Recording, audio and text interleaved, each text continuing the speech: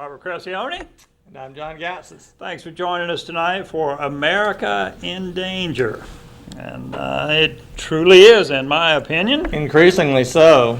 You know, we see so many things right now, it just, you don't know what to believe anymore. And you don't know what to focus on. You really don't. To really explore more deeply, to figure out what's really going on. That is the truth. You know, we have been through over a year of pandemic, of mixed messages, of changing goalposts, of just so much information that we're told and then it's retracted and then we're told something else and things are denied. Heavy dose of just plain old incompetence. I mean, I believe that's a large part of it. Frankly. These so-called experts on a national level are really... they beclown themselves regularly with, I mean, it just... everybody knows all the examples. Fauci with the mask mandate. Don't wear the mask, then wear the mask, then wear two masks, then he gets caught sitting in the bleachers not wearing a mask at all. I mean, it's just total theater. And then get vaccinated so you don't have to wear a mask, and then even if you're vaccinated, well, now you need to wear the mask, and even if you've been vaccinated and you've had it, you can still get it, and it's ridiculous. But there is a small glimmer of sanity coming out of none other than Santa Clara, California, which is... Well, it does sound oxymoronic, but shocking. Let's hear it. But they have revised their death count, or death toll, from COVID. Okay. Now, from the very beginning, and I mean from the very beginning, I questioned the death totals because they were classifying anyone who passed away with COVID as a COVID death. They were, in fact, to a ridiculous degree. I mean, people in automobile accidents, that were decapitated, if they tested positive for COVID, they died with COVID, and that was thrown in those numbers. That's exactly right. Well, Santa Clara has come out, and they've gone back through their death certificates. And, a death certificate, and fortunately that's not something that many of us deal with on a daily basis. But fortunately, I would say. Yes. Typically, on a death certificate, there are 5 lines for cause of death. The first line is primary. That's definitely what killed this individual. Right. The subsequent lines are for complicating circumstances. Right, or accelerating circumstances. Existing illnesses, pre-existing conditions, things of that nature that probably contributed somewhat. Sure. But what they did in the COVID cases was they put COVID, number one, boom, no ifs, ands, or buts. And that inflated the numbers to drive a political narrative that we all know, we've all lived through for the past year. Well, Santa Clara came back and they revised theirs. They went back and they looked and they said, okay, well, we need to really be honest on these death certificates. We owe it to the people's families, to the individuals themselves, to the American public. And the number of deaths dropped 22%. That's a lot retroactively. That's a lot. Yeah. That is a lot. That is a big number when you look at it nationally. And, I don't have the exact criteria, but they did go with a more narrow criteria on what was a COVID death. Well, that's one of the things that happens with a lot of these medical things is they redefine what it is. I mean, 2 examples that come to mind are AIDS and autism. We're told there's this proliferation of autism in the last 10 years. But they actually changed the definition of autism to include things that wouldn't have been included before. Well, that changes the numbers, so you have to take that into account. AIDS is much the same way. I mean, AIDS is literally defined as the presence of HIV, the human immunodeficiency virus. If you test positive for that virus, and then you have any one of about 25 different separate diseases that aren't linked to AIDS in the sense that they're dependent on it to exist. There's a thing called Kaposi's sarcoma. There's a type of pneumonia that one gets. There's about 25 different things, which if you don't test positive for HIV, then you're just said to have these different 25 diseases, like the Kaposi's sarcoma. Okay? Well, they would update that list. They would change the list. And so suddenly you can say, well, there's been a decrease or an increase. So I think COVID is very much, falls into that category. And no better piece of evidence than the flu death. rate this year. It is, I recognize that people's behavior was greatly modified because of COVID, but there's no way that the flu death rate from just normal seasonal flu dropped to the degree that it did. Right. I mean, it went from, I think there's several million cases a year, and out of that, there's anywhere from 30 to 100,000 deaths a year in a really bad year. Suddenly, there were almost no deaths whatsoever, and only a couple of thousand cases of the flu.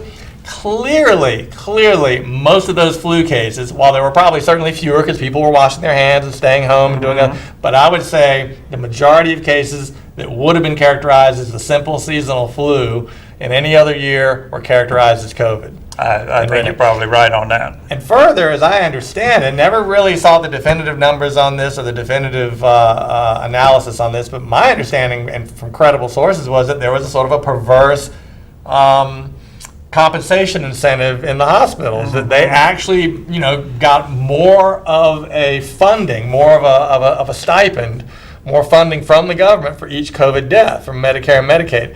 Now, I'm kind of, I'm not 100% sure of my facts there, but that's what I understood to be the case. Many people claimed it, and I bet you dollars to a donut it's true. I would venture to say it probably is, and that was my understanding as well. That there was the hospitals received a certain amount of compensation for a COVID case, above and beyond what they would get for any other thing. Correct. So and a certain amount for a COVID death. Right. Hence the decapitated automobile accident victim dying with COVID death. Well, we get a few extra dollars here. Exactly. So the motivation, the perverse incentive definitely exists there. Was there. Absolutely.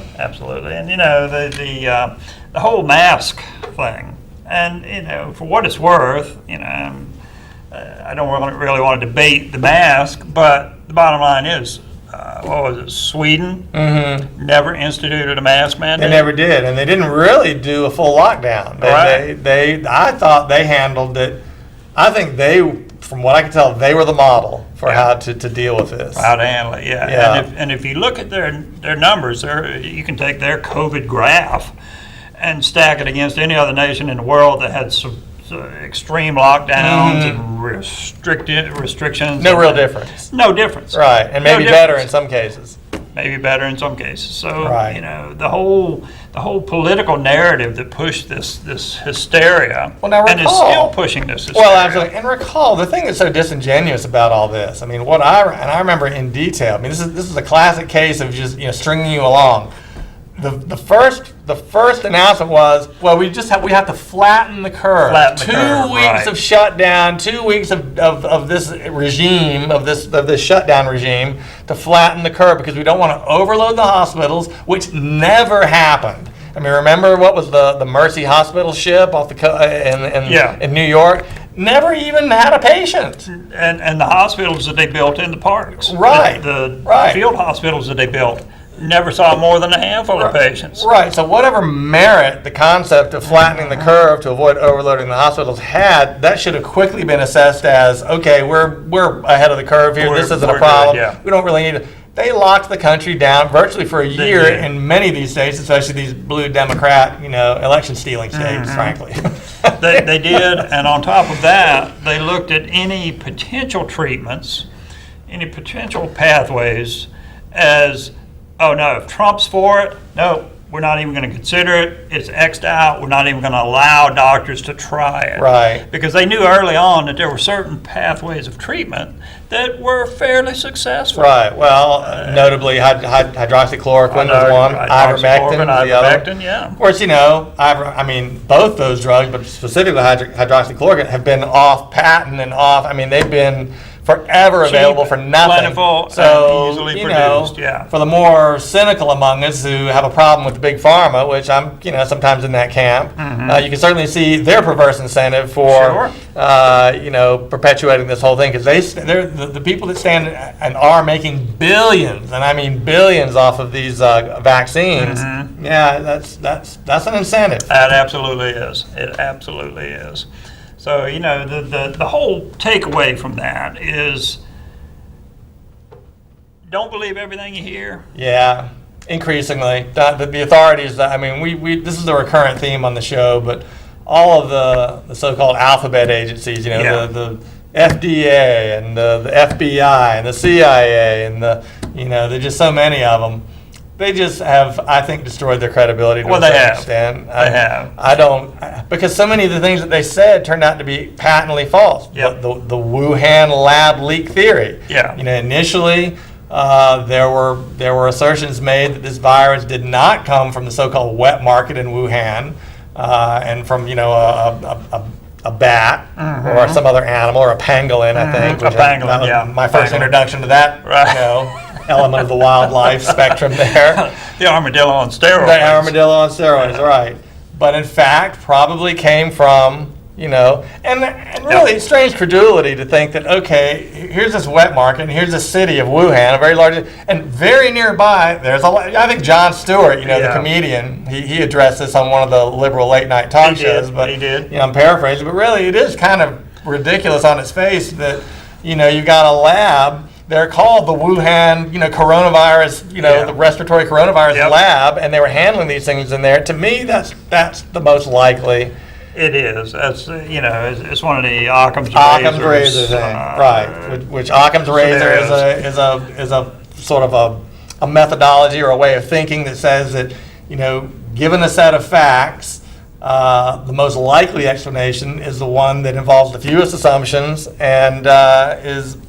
And it's that's the one that's most likely to be true. Yep. You don't have exactly. You see somebody standing over somebody with a smoking gun. Well, I suppose aliens could have materialized in there right with that smoking gun. But more than likely, he just shot the guy. Exactly. So that's kind of how that works as an extreme example. Yeah. And so Occam's razor to me definitely dictates that the virus probably emanated from the lab that was handling those kinds of viruses and was involved in gain of function research, making those viruses more potent in terms of human infection.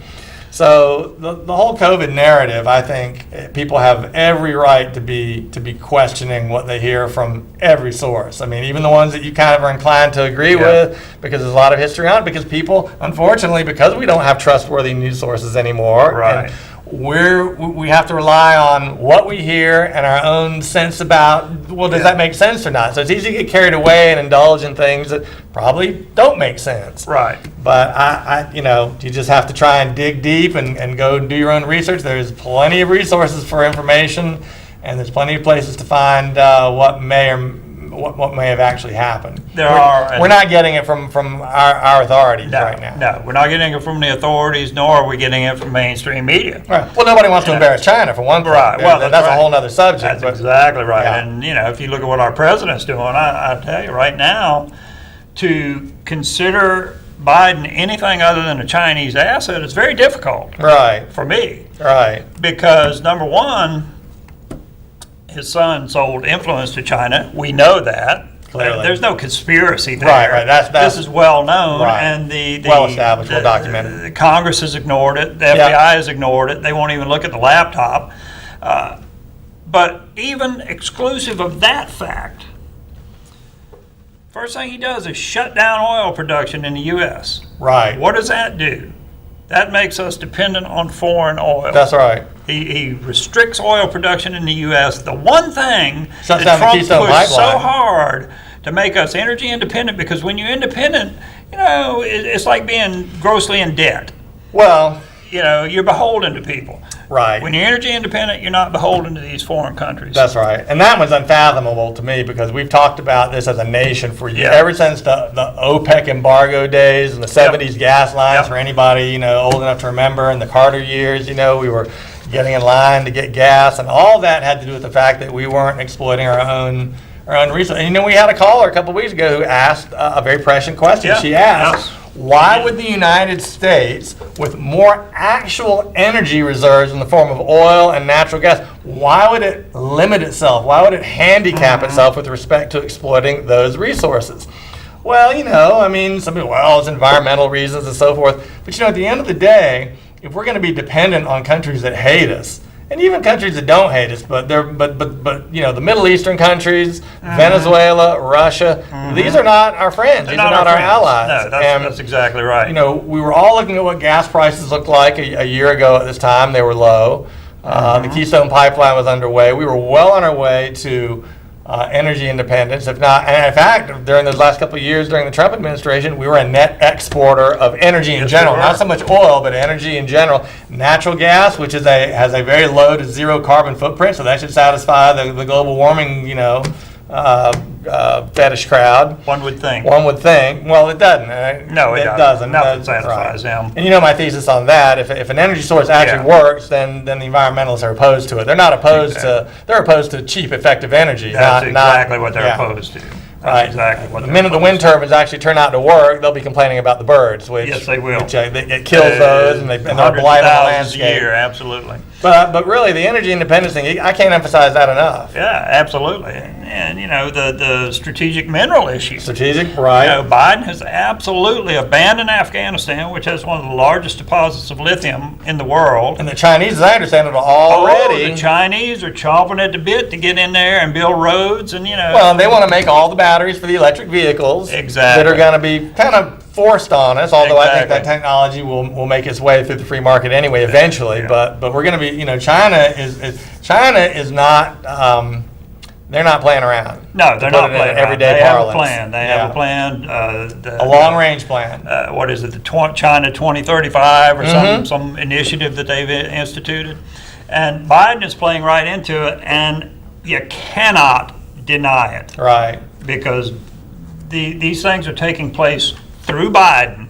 Now, I'm not saying that he's necessarily orchestrating these because I No, don't believe quite he's the capable of contrary. orchestrating any of Right. this I mean- stuff. I'm not sure he knows where he is on Tuesday, but nonetheless, right. it's being done through the Biden administration. Right. You can't deny You it. can't deny it, and so he closed down the XL pipeline. Yep. No more oil drilling leases. Yep. Okay, on federal land, denied those, shut those down. Closed down Anwar. All right, but perversely lifted the sanctions on a pipeline from Russia to Germany. Yeah. Okay. Which will be a real boon to Russia, which all we've heard about for the last 4 Absolutely years will, is yeah. Russia, and Yeah, Vladimir exactly. Putin, and what a threat they are. They're not really as much of a threat as China, not by a long Right, shot. that's But rest right. assured, when the rubber meets the road, it will be China and Russia allied Yeah, against us. So let's not lose sight of You that. better believe that. But so there was that, which not only helps Russia financially in a huge way, it helps Germany, and of course, but the real cherry on top of this whipped cream here is that NATO is obligated by treaty. We're obligated to protect Germany and other NATO countries from Russia. Yeah. Okay. So to me, you either have to be monumentally stupid. Yeah. Okay, to pursue these policies, or you have a completely different agenda. And, There you and, go. and that is what is in play here. That's what's at play. Okay. A completely different agenda than the ordinary Than the citizen ordinary thinks. citizen and the best interests of the United States. That's And right. a lot of these people would say, well, we do have a different agenda. We're looking more at a global Right. outcome here because we simply can't have, what may be good for United States citizens short term isn't good for the planet and isn't good Right, blah, blah, right. blah, blah. Well, you know what? That's not what you swear to when you sign up for these offices. You pledge Exactly. allegiance to you swear loyalty to the Constitution, and you swear you're going to be, you're supposed to be looking out for the best interests of United States citizens. Exactly. And if you can't do that, then go work at the UN, That's right. There you go. and we'll spend our time talking about that, trying to get us out of the UN, Yeah. because that's the next thing we need to do. If we had any sense, we'd be Absolutely. kicking those people to the curb. Absolutely. and- Boot them out of the country. Right, and turn the UN into high-rise condos That's for right. homeless people or That's something. right. But be sure and collect all the traffic tickets before they go. Right. And with that, we got to take a little break. Unfortunately, we've got a caller. We'll go ahead and take them on and hold them until we come back from the break. But we'll be back for more America in Danger. Stay tuned.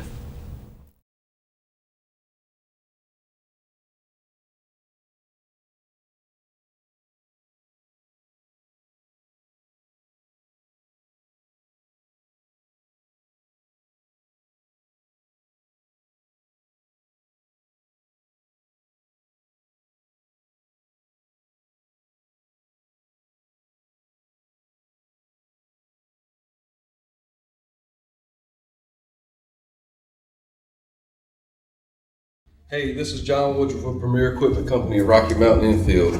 Been shopping for a zero-turn mower lately. You've probably noticed that the inventory is getting hard to come by. So come on down and see what we've got. We've got a showroom full.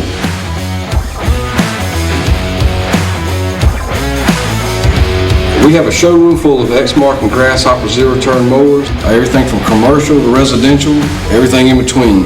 We've got a good relationship with our distributors. They tell us when we sell these, they've got more on the way. If you've been in the market for a zero-turn mower, come see me, John Woodruff from Premier Equipment. Premier Equipment is open during the week from 8 to 5:30 and on the weekends from 8 to 12.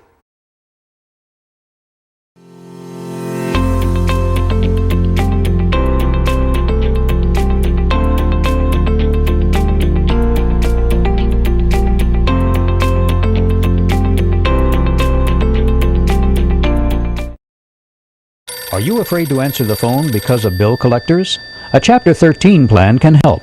Chapter 13 allows people with too many bills to work out a debt repayment plan under federal law. It helps you control your debts instead of your debts controlling you. Chapter 13 stops creditors from harassing you and stops repossessions and foreclosures. It allows you to answer the phone again without fear or worry.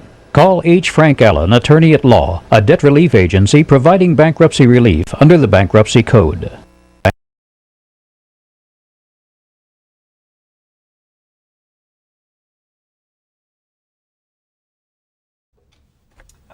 We are back for more America in Danger. We were talking about Biden and the likelihood that he is a Chinese asset. Well, he's certainly an American ass.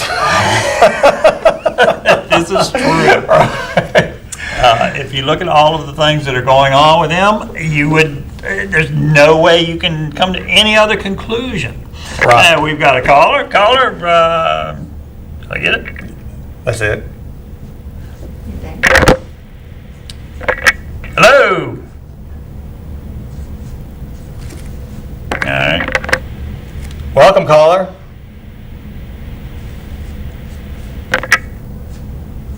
All right. For whatever reason, we are not answering. Yeah. We're having technical difficulties here, as they say in the jargon. Yes, we are. For whatever reason. Control room. Good evening, gentlemen. You finally got it right. A moment.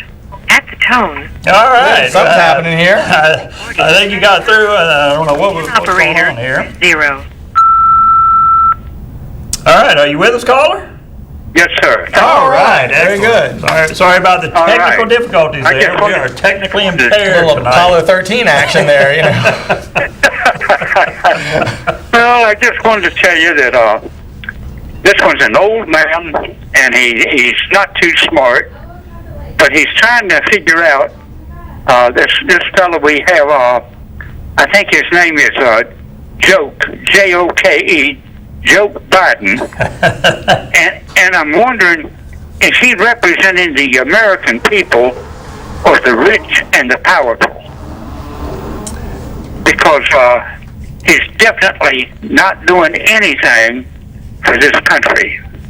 Yes, sir. I agree with that. I agree with you wholeheartedly. Well, and I think you answered your own question. I think he absolutely is catering to the rich and the powerful and the elite, the so-called globalists. right? The deep state establishment, whatever you want to call it. He certainly isn't acting on behalf of ordinary citizens, and he certainly isn't acting in concert with the dictates of the United States Constitution.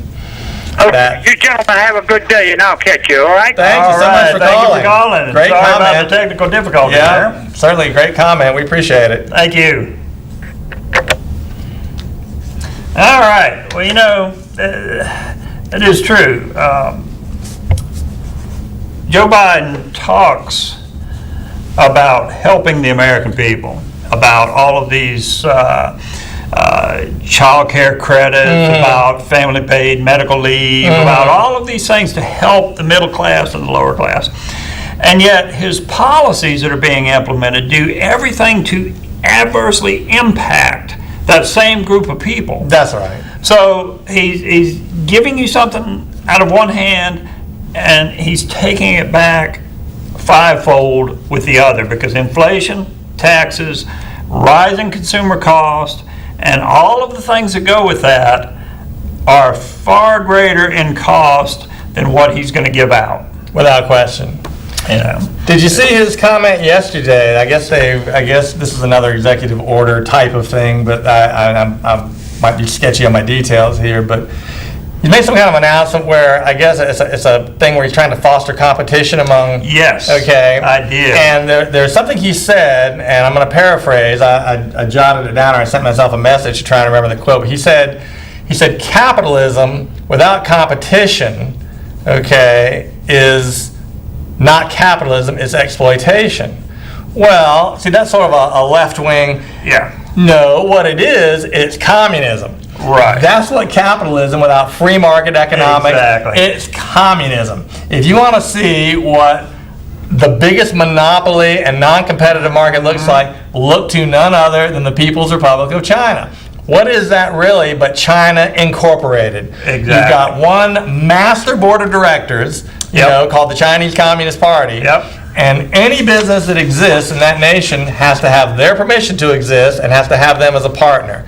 Now, that isn't capitalism without competition. I don't know what it is. And it's also exploitation.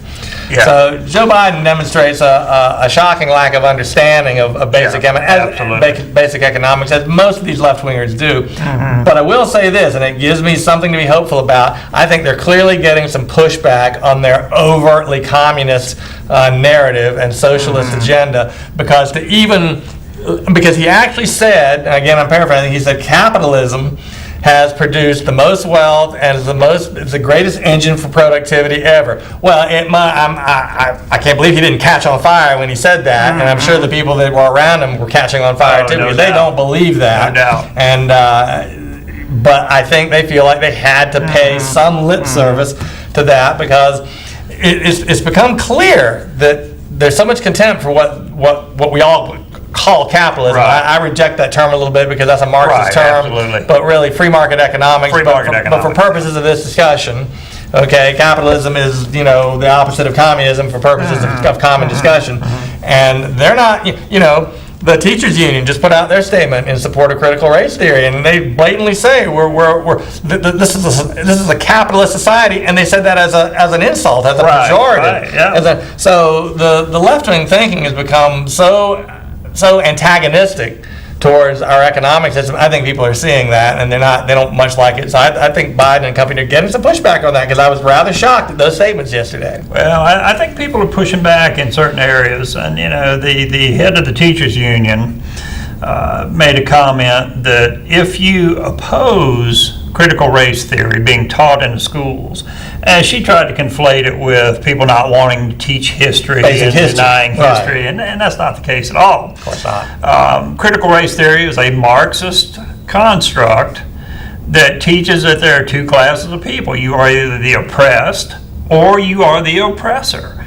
And if you are the oppressed by birth, by race, by station, by whatever, if you are the oppressor, it is time that you rise up and become the oppressor and pay back the oppressors tenfold. That's critical race theory. Right. It's a Marxist construct, and the predecessor to that was critical law theory, another Marxist construct that said the law will not be applied equally, it will be applied as we see fit. And based on these other immutable characteristics and so forth. Characteristics, exactly. And that's exactly what critical race theory is. History will not be told truthfully. And we know that history is embellished and whitewashed and sanitized and what have you. Right, the old saying is history is written by the victor. Written by the victor, that's right. And we all know that. Right. We're not denying that. But to construct an entire narrative that everything done in this country was about perpetuating slavery, institution of slavery, is absolutely preposterous. Well, their objective is to somehow cement in people's minds that the entire system is predicated on a faulty premise. Yeah. Okay, and on an evil premise. And therefore, we need massive redistribution, massive rewriting of the rules, complete scrapping of the Constitution, and they state that. I mean, that's what they want to do. Now, it really is, it's sort of absurd on its face, because even if you say, okay, or if you accede to the notion that, okay, much of what the founders wrote they didn't practice, which I think they did to the greatest extent possible in those times, but they did create an objective. They did to create a set of goalposts and a set of principles that nobody else had ever established.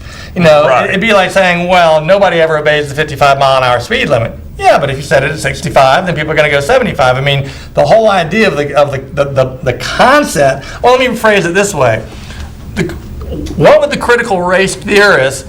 What exactly are the elements of the Constitution they find so objectionable? The words on the paper. I mean, search and seizure rules, the first 10 amendments. Yeah. They don't want to have the right to own a firearm against what they claim is an oppressive white supremacist government. I mean, none of the things that exist in the Constitution on paper in the abstract really have a racial component. Right. Okay? Other than some things that happened in the founding of the Republic, like the Three-Fifths Compromise, which I please people read up on what that really is, because you don't understand it, I promise you, if you're getting your information about it from mainstream sources or from your classroom at the local That's exactly right. elementary school, even though they're high schoolers, it's still elementary school as far as I'm concerned.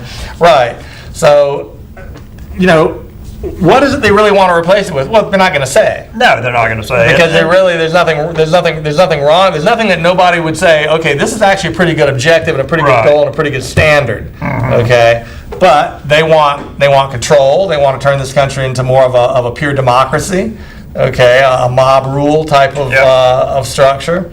And they're doing that by ginning up lots of dissension and anger and hatred among people who really, I thought things were moving in a much better direction these last 20, 30 years than ever. Yeah. Same here. And one of the things that the critical race theory crowd is so vocal about are the things that were not put in to the Constitution and the Declaration of Independence. Because, you got a lot of people negotiating that document. That's right. And remember, they were forming, a country. That's exactly out of 13 right. disparate, colonies that are essentially countries of their own. Exactly. And one of the founders, I can't remember whether it was Madison or one of the others, wrote back to his wife and said, "Good grief, these people are stupid." Right. In that day. Right. So it's a wonder we got what we got. Right. And bear in mind, in that day, and it's just these are just things that are worth knowing or understanding. Okay, I mean, the Federalist Papers, okay, that was a collection of essays that were written and published in the newspapers of the day. Okay, the Federalist Papers were what were expected for the common literate person to read and understand. Now, I promise you, the average college student would have a difficult time navigating the Federalist Papers. It's not an easy read, and it's not because it's written in old archaic, Beowulf type English. It's because these are fairly abstract concepts. But the point is, the population at large then, those that were literate, obviously there were certain segments of the population that were cut out of that equation altogether, but that was a worldwide phenomenon, and the United States was the first to begin to move towards, to move away from that through the Constitution. But that would be, if anybody wants to educate themselves about what the founders intended and what their thinking was, go find a copy of the Federalist Papers.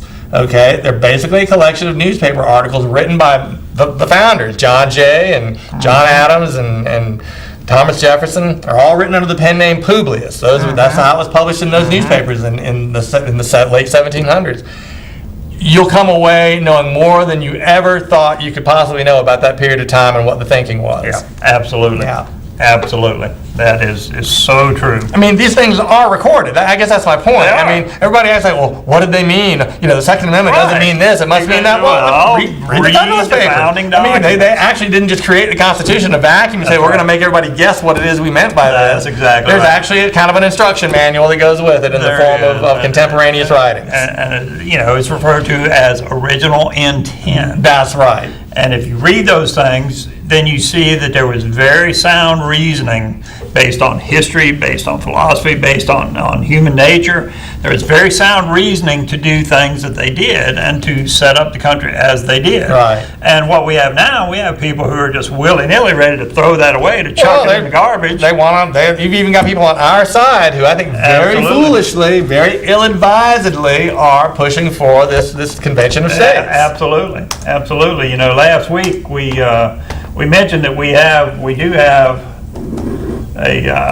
an expert that lives here in the state on this, in Raleigh as a matter of fact, and I botched the website address terribly last week, So I'm going to make up for that because I have it to put on the screen. So Lee, if you'll switch over to the HDMI feed there, we'll get this up and correct my mistake from last night. The No Convention of States NC, and you notice their tagline, their solution is the problem, and in that they're referring to the desire to convene an Article 5 convention. Right, Article 5 being that article in the Constitution that provides for this type of for a never been done before. That's important to know. I mean, there's never been an Article 5 convention in the history of this country. There have been state conventions, there have been states that got together and held conventions, but there's never been an Article 5. And if you read Article 5, it's very short and to the point, and it says Congress, the states have the authority to request a convention for proposing amendments, and the Congress has the authority to call a convention. Now, there's nothing in there that provides a provision for that convention to be limited. If you read Article 5, it's very, very to the point. It says to call a convention for proposing amendments. Doesn't say for proposing an amendment or a specified number of amendments. Right. And if you look at the original intent, if you go back, and there's a lot of legal doctrine, a lot of writing on this, and more recently we've had some constitutional experts, law experts, who have said, oh, well, no, really, if you look at history and you look at all the things, yeah, we can convene a limited convention and we can specify what amendments we're going to have in it. But if you go all the way back and you really look into it, there is no provision for a limited convention, which means that any number of amendments can be proposed of any type. Now, there is a ratification process. All these amendments are not just put in place. You know, the convention doesn't propose these amendments and say, okay, these are in effect. They still have to be ratified by the states, but I caution you on this. We have 4 amendments, the 16th, 17th, 18th, and 26th amendments that have been horrible in their implementation in this country. Their impact, yeah. Income tax, prohibition,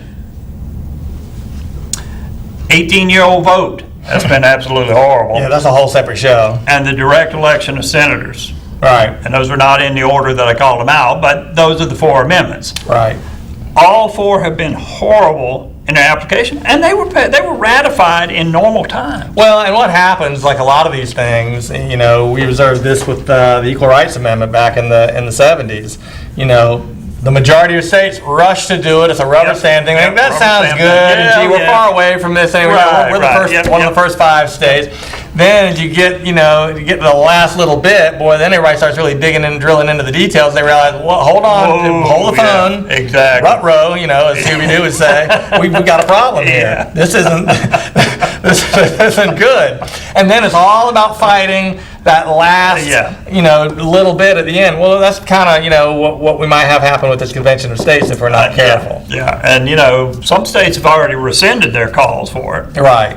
And interestingly enough, the Patriots pushing for it are trying to propose that, well, there's no such thing as a rescission. You can't rescind it. Once you call it, that's it. You can't take it back. Well, states are sovereign. Yeah. There's a 10th Amendment that says states are pretty much sovereign to do what they want to do. And if a state legislature says, well, you know what, we're going to rescind that, to propose that they can't rescind something they've done is like saying, well, they can't repeal a law that they passed. That's right. Once it's passed, you can't repeal it. That's right. Well, once you adopt the Constitution, well, you can't amend that Constitution. Oh no, you can't rescind your call for a convention. Well, that's hogwash. They spout that garbage because they think that the ordinary people won't look into it. Well, mostly they won't. And what they want to do is just bluff on through, and they'll conglomerate all of these calls. They'll say, well, it doesn't matter whether you called over here in Arizona for a the different types of calls. North Carolina calls for a term limits. We're just going to put them all together. They all mean the same thing. Now, regrettably, as we've witnessed this past Democrats, they will just do things by Well, they will. declaration and do it. And they absolutely I will. think That's one of the dangers. I think one of the lessons of the lockdowns that we were talking about earlier is they figured out, boy, people in this country largely have become sheep. They'll kind of do what they're Absolutely. told and Absolutely. really not dig into stuff as long as they've got their devices and Yep. their movies and their cheap food pretty That's much and their absolutely entertainment. correct. Yeah. It's going to be difficult to get them off the sofa. Yeah, To really it do absolutely anything. is. And really, what we're Well, my whole seeing, thing that's true. My whole thing about the Convention of States is just, boy, you just have to ask yourself, do you really think the politicians of today, regardless of their intent or their motivation, and I don't think any of them, even the best ones that purport to be on our side, even the best ones, none of them have pledged their lives and their sacred honor and their fortunes Right. to the cause. They're all mostly, in my opinion, suspect in that regard. They're You got mostly, that I think, right. self-aggrandizing and lining their You got pockets. that right. They sometimes they talk the talk. Rarely do they walk the walk. Well, Do you really trust that group? No. Okay. And do you think that anything that they produce in the form of a modified constitution is going to give you more liberty? Huh. Unlikely. Unlikely. So just think about it in those terms. That's right. Better the devil you know, as they say. That's right. One of the major differences between the founders of this country and current politicians, the founders of this country were at risk of being hanged. Being hanged. That's why some of the things they published were under pen names, because they knew that if the British got them, they would hang them. They were committing treason. They were under warrant Yep. to be hanged. So that's a major difference, and I can look at the founders and say, those are men of character. I can't do that with current politicians today. I know this is harsh, and I'm sure there's a couple. I can't think of one. No. I cannot think of one that I would say, boy, that is one principled individual. Now, with that stated, I mean, whatever Donald Trump's foibles are, he did fall outside of that class. He has money. He was rich. Right. He didn't need the headache. That's right. I think he was sincere. I don't think he executed it all that well a lot of times. No, I think he no. allowed himself to be surrounded by people who didn't have his interests at heart. I don't think he gauged the viciousness Right. and the ruthlessness of the deep state. Right. Now, I'm not equating it with the founding fathers. No. But what- Absolutely. Right. Well, but if I want to go to the coast, if I want to go east, and there's one train going east and 5 going west, I'm getting on the one going east. Getting on the one going east. Right. You got that right. And we haven't had many such trains, that we've been able to get on, and so That's right. I think that's the reason that he was so popular. It had very little to do with his demeanor. Well, actually, Right. it did. I think people like the fact that he was a little.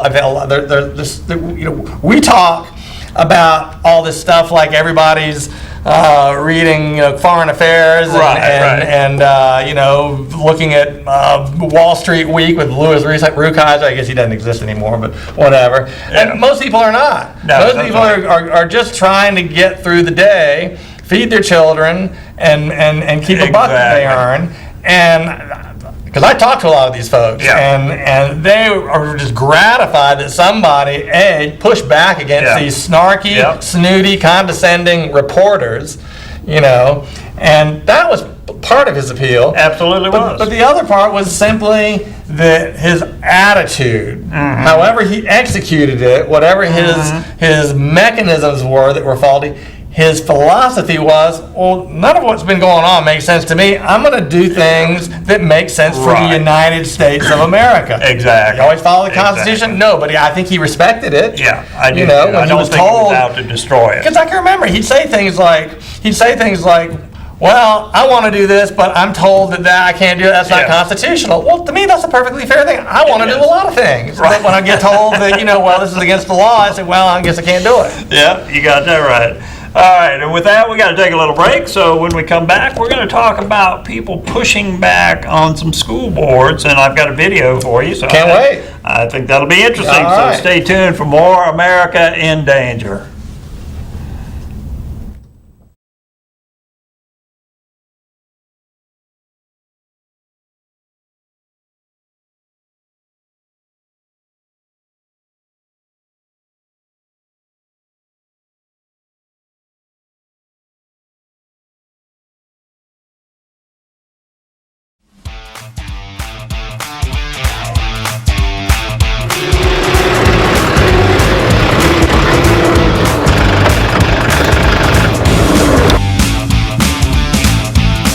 This is Nicholas Bellamy at Premier Equipment. I'm going to talk about the 4540 Mahindra.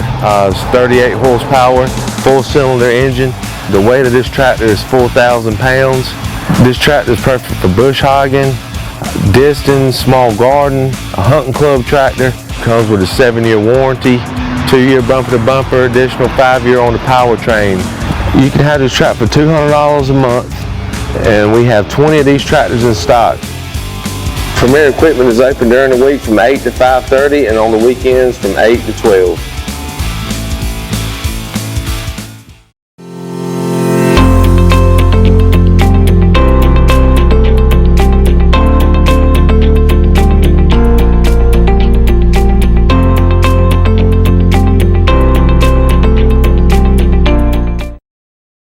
Are you afraid to answer the phone because of bill collectors? A Chapter 13 plan can help. Chapter 13 allows people with too many bills to work out a debt repayment plan under federal law. It helps you control your debts instead of your debts controlling you. Chapter 13 stops creditors from harassing you and stops repossessions and foreclosures. It allows you to answer the phone again without fear or worry. Call H. Frank Allen, Attorney at Law, a debt relief agency providing bankruptcy relief under the Bankruptcy Code.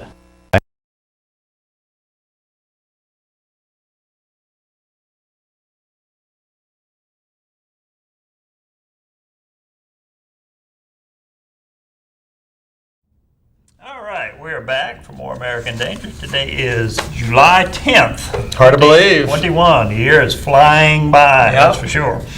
But, we were talking about pushing back, and school boards around the country are doing really just disastrous things with children.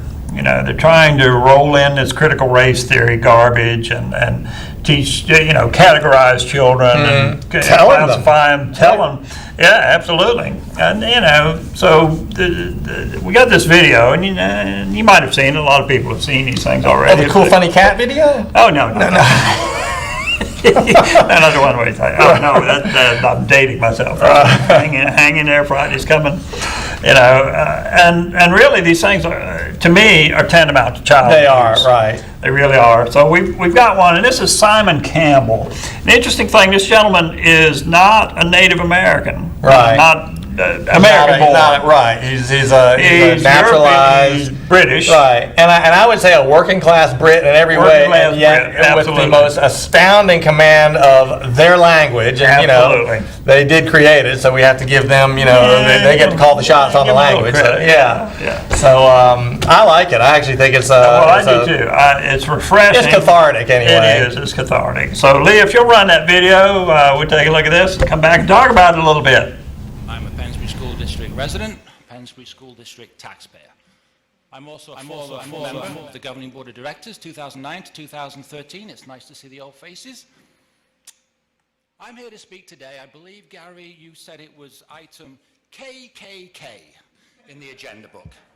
Well, isn't that just a perfect summation of what it is I'm here to talk about? KKK, your proposed new school board policy, seeking once again to limit the constitutionally protected speech of American citizens. Now, when I sat on this school board, I believe some of you old-timers might remember this. A union guy spoke at public comment for 5 minutes and ripped me a new one. He called me the bastard child of Margaret Thatcher. And I sat there and I said to myself, okay, fair enough. Welcome to America. He considers me a bastard because I'm in the government. His logic is sound. Now, what happened was the superintendent and the school solicitor at the time freaked out and they didn't put the tape online the next day. And I called them up and I said, get the tape online now before we get sued for censorship. I yelled at the solicitor and I asked him what law school he went to, because it was clearly constitutionally protected rhetorical hyperbole. I can cite the case if you'd like. And I said to Paul Long, the superintendent at the time, don't ever cut the tape again, Paul. And by the way, bastard child of Margaret Thatcher, I took it as a compliment. Now, you snowflakes apparently have a bigger problem with public comment. It seems to me that you think you can supersede the United States Constitution. Well,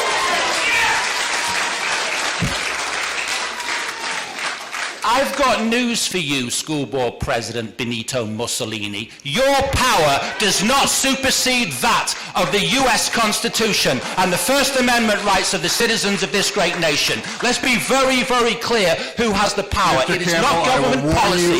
Do not warn me or do not interrupt my time. That if you interrupt my make time, personal insults like that again, or if you personally direct your comments, you will Let be me asked be very to clear. step away from the podium. I'm going to I am quote asking to you, again, solicitor. make your comments, I'm but do quoting, not just do a minute, do name not calling talk like over you me. just did. This is my comment, not your comment. I'm quoting to you now from the United States Supreme Court 1964 case, New York Times versus Sullivan. This is constitutional case law in this country, and I'm quoting you from the U.S. Supreme Court.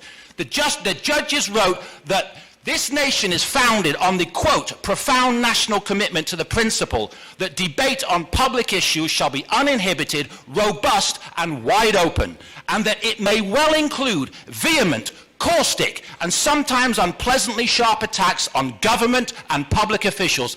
That's constitutional case law in this nation. I don't have to be nice to you. Nobody behind me has to be nice to you. If you don't like living in the United States of America, then you can all move to Russia, Cuba, or China. This is the First Amendment. And I will caution you, solicitor. There is a video camera to my left. If you edit this tape, then you're going to have a big legal problem on your hands, because my right to critique your fascism, which is what this is constitutionally protected. There are emails, public record emails, in which the Director of Equity is lobbying and advocating for public comment to be censored in this school district. And you know what? Lobbying for it, advocating for it. We've got the school board president saying she'll do better at hitting the mute button in blatant violation of the Constitution. For her lobbying and her advocacy of unconstitutional censorship, I want you, the school board, to terminate the employment of Dr. Charissa Gibson with immediate effect.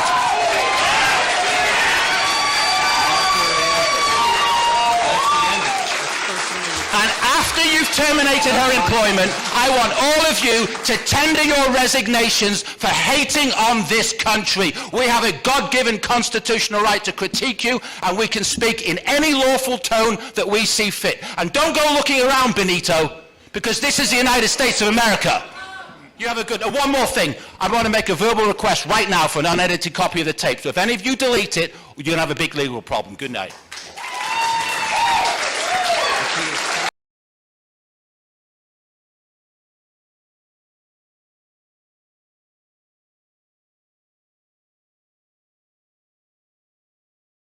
How many times have you seen, say in Rocky Mount at a city council meeting where the individual shut down, or at a school board meeting where the individual shut down for things that they're saying? You know, the New York Times versus Sullivan case is a very interesting case. I looked it up. I read it because I tend to do things like that. But anyway, I looked it up. And, you know, Supreme Court Justice William Brennan in 1964, he wrote this in relationship to that case about addressing politicians and bureaucrats. He said, against the backdrop of a profound national commitment to the principle that debate on public issues should be uninhibited, robust, and wide open, and that it may well include vehement, caustic, and sometimes unpleasantly sharp attacks on government and public officials. Now, Congress is protected by the speech and debate clause. In Congress, they can say anything they want, and we saw that. Without liability, we saw that. We heard that they had seen the evidence of Russian collusion, that there was just all of these things that they said. Whole plethora of lies. Lies, absolute lies. Provable lies. Provable lies. But these school boards and councils and what have you, when you call them out for being fascist and totalitarians and what have you, they get high and mighty and indignant. Well, they think they have power that they do not. Absolutely. And the 2-minute comment that the city council gives you, well, you know what? I'm sorry. They made that rule up. That's not a law. That's just a rule. That's right. So you know what? If you got 3 minutes of something to say, I'd say Keep go ahead talking. and say it. Keep talking. Just talk them down. That's all right. Talk them down. We need more people to push back on these people. I wanted to talk about Senate Bill 473 tonight, but I'm afraid we're going to run out of time That's here. a shame. We are short on time because there are some really, it does some good things, and they're trying to kill it in the NC House right now, in the North Carolina House. So call into the NC House, tell them pass the darn bill. It makes it more difficult for elected officials and politicians to commit crimes for their enrichment. It's Senate Bill 473. It's the Enhanced Local Government Transparency Bill. It's co-sponsored by Senator Lisa Barnes. Now, the NAACP is making some outrageous claims about it, that it's racist, that it's targeting racial minorities who hold majorities on the city council. Well, when you're a hammer, everything looks like a nail. Everything looks like a nail. Now, the Black Power Coalition came out, and they said some things which I thought were absolutely outrageous.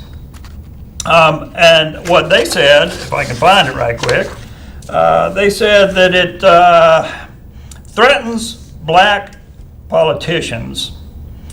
It threatens current and future minority leaders with felonies and fines for mistakes and actions that happen outside of their knowledge, control, or skill set.